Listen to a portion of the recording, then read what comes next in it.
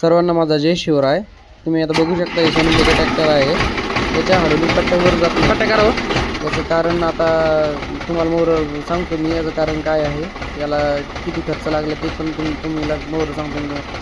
याच्यामध्ये काय झालं असेल हे तुम्हाला मोर दाखवतो, म्हणजे काय प्रॉब्लेम होतो त्याच्या हळूहळू पट्ट्यावर जात नाही। तेरे पास पैसे करा बंद करा, ये 20 पैसे चाहिए।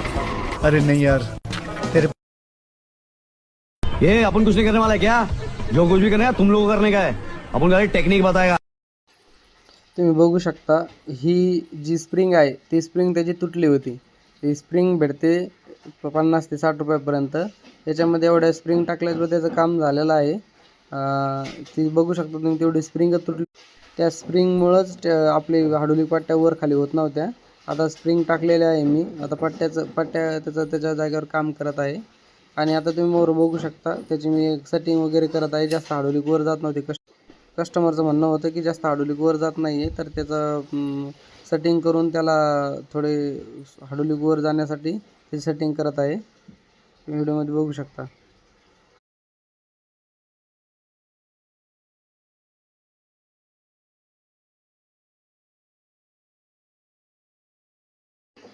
आज सर्वांना सांगतोय मी ॲनामॉड वगैरे वापरत नाही आहे। मी हर जागी हे सिलिकॉन आहे ते सिलिकॉन लावतोय। सिलिकॉन म्हणजे आपण गाडीच्या काचाला वगैरे त्याची जागा भरण्यासाठी वापरलं जातं ते सिलिकॉन आहे।